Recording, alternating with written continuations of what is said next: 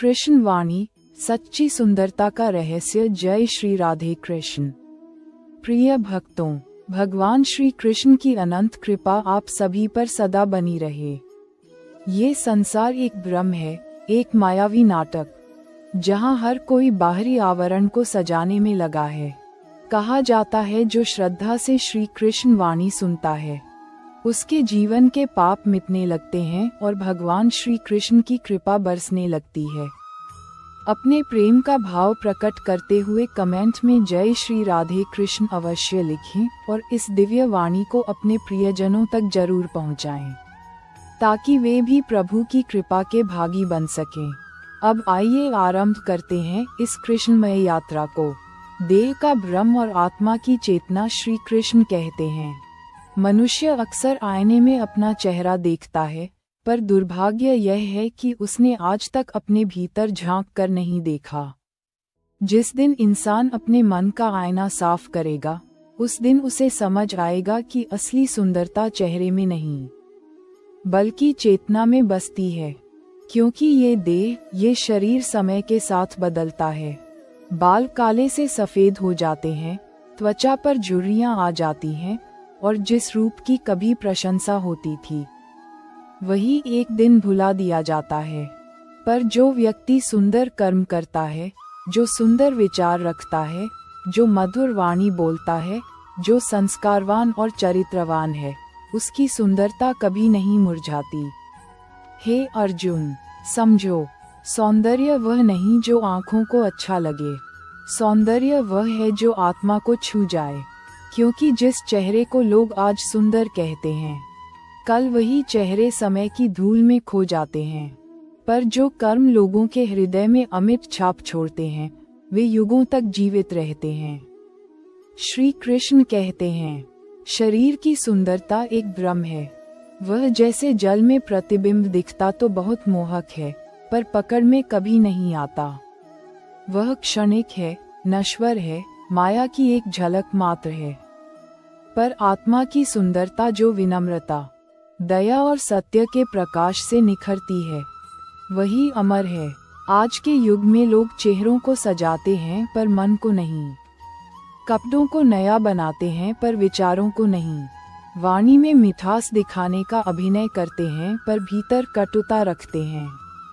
यही कारण है कि सुंदर चेहरे होते हुए भी दुनिया में प्रेम की कमी है, शांति की कमी है। हे मनुष्य, यदि तू सच में सुंदर बनना चाहता है तो अपने कर्मों को सुंदर बना, अपनी वाणी को मधुर बना, अपने विचारों को शुद्ध बना और अपने संस्कारों को दिव्य बना। तब देख, तेरी उपस्थिति ही सौंदर्य का स्वरूप बन जाएगी। कर्म, विचार, वाणी और चरित्र, सच्ची सुंदरता के चार स्तंभ। कर्म, आत्मा का दर्पण। कर्म वह दर्पण है जिसमें तेरी आत्मा की छवि झलकती है। किसी की सहायता करना, किसी के दुख में साथ देना, किसी को क्षमा करना, ये सबसे सुंदर कर्म है। और जो इन कर्मों में रम जाता है, उसका चेहरा एक दिव्यता से चमकने लगता है जो किसी प्रसाधन से नहीं आती, बल्कि भीतर की पवित्रता से आती है। जिसका हृदय सच्चा है, उसकी आंखों में करुणा बसती है, और करुणा से भरी आंखें सृष्टि की सबसे सुंदर चीज हैं। कर्मों को सुंदर बनाने का पहला अभ्यास है स्वार्थ से ऊपर उठना। जब तू ये सोचकर कार्य करता है कि इससे किसी को लाभ हो, किसी को सुकून मिले, तब तेरा कर्म पूजा बन जाता है। और याद रख, पूजा में सौंदर्य अपने आप आ जाता है। स्वार्थ मन को विकृत करता है।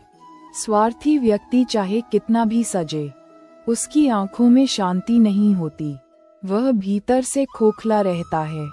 पर निस्वार्थ व्यक्ति भले ही सादा जीवन जीता हो, उसकी उपस्थिति ही आशीर्वाद जैसी लगती है। क्योंकि जहाँ स्वार्थ समाप्त होता है, वहीं से आत्मा की सुंदरता आरंभ होती है।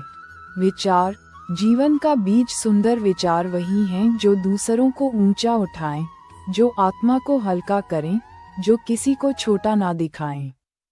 क्योंकि विचार ही बीज हैं। जो सोचता है वही बनता है। यदि मन में कटुता है तो चेहरा चाहे कितना ही सजा लो, वह सुंदर नहीं दिखेगा।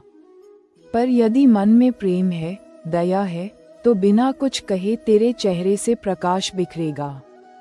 हे अर्जुन, विचार मन का बीज है।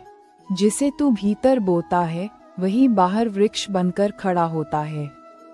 यदि तू नकारात्मकता बोएगा तो चिंता, ईर्ष्या और भय के कांटे उगेंगे।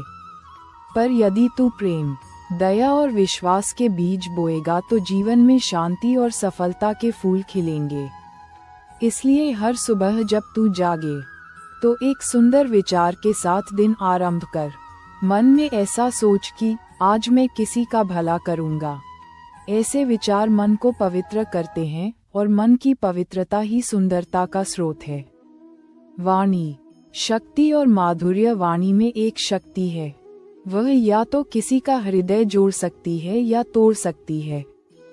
इसलिए वाणी को सजाओ, उसे संयमित बनाओ। शब्दों को इस तरह बोलो कि वे किसी के हृदय में फूल बनकर गिरें, कांटे नहीं। सुंदर वाणी का अर्थ यह नहीं कि हर बात मीठी हो। सुंदर वाणी का अर्थ है हर बात सच्ची, शांत और मर्यादित हो। याद रखो, शब्द वही सबसे सुंदर होते हैं जो सत्य को प्रेम से कहें। शब्दों की शक्ति अग्नि के समान है। वे या तो अंधकार को मिटा सकते हैं या किसी का संसार जला सकते हैं। इसलिए बोलने से पहले सोच, क्या तेरा शब्द किसी का मन दुखाएगा या उसे शांति देगा। कभी कभी मौन सबसे सुंदर वाणी होती है, क्योंकि मौन में सत्य की आवाज गूंजती है।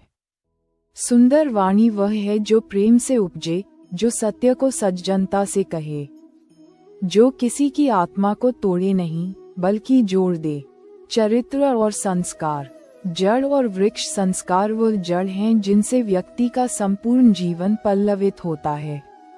यदि संस्कार पवित्र हैं तो व्यक्ति का आचरण स्वतः सुंदर हो जाता है, और चरित्र वह वृक्ष है जो उन्हीं संस्कारों की मिट्टी में पनपता है। जैसे वृक्ष अपनी छाया में सबको शीतलता देता है, वैसे ही चरित्रवान व्यक्ति अपनी उपस्थिति से वातावरण को पवित्र करता है।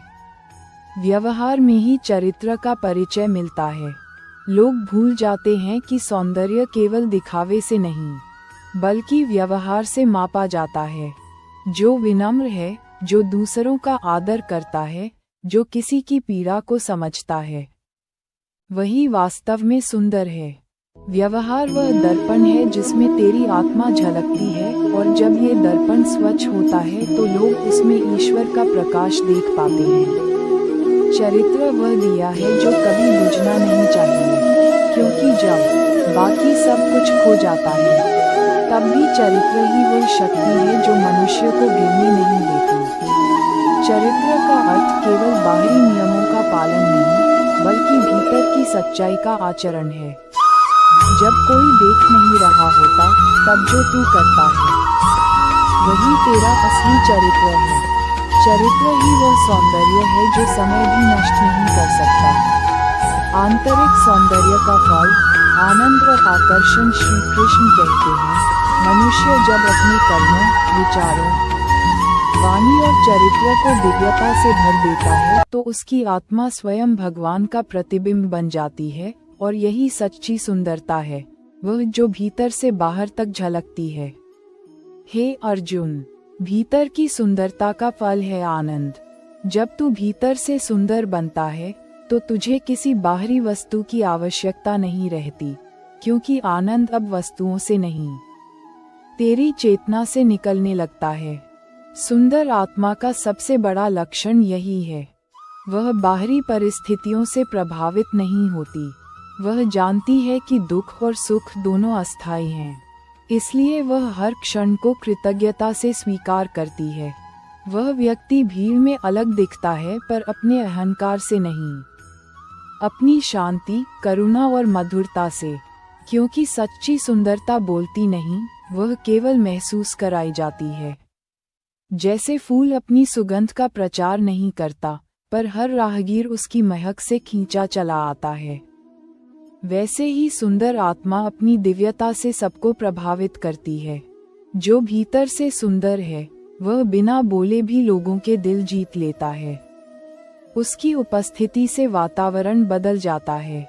जहाँ वह बैठता है वहाँ शांति उतर आती है। जहाँ वह बोलता है वहाँ प्रेम गूंजने लगता है। जहाँ वह मुस्कुराता है वहाँ दुख भी हार मान लेते हैं। आकर्षण केवल चेहरे से नहीं होता, आकर्षण आत्मा से होता है। जिसकी आत्मा में करुणा है, जिसके शब्दों में सत्य है, जिसके कर्मों में ईश्वर की भावना, उसके पास सब सहज ही खींचते चले आते हैं।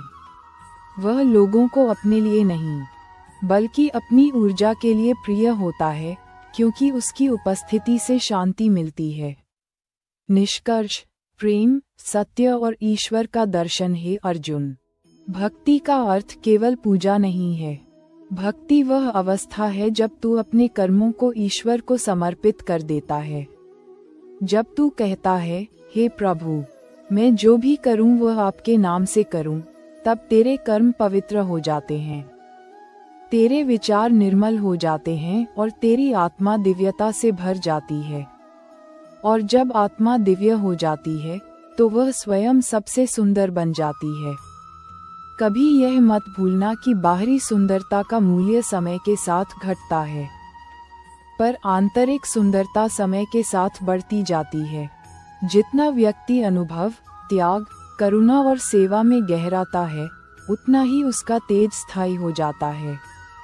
ये तेज ना सूरज की किरणों से आता है, ना चांदनी से।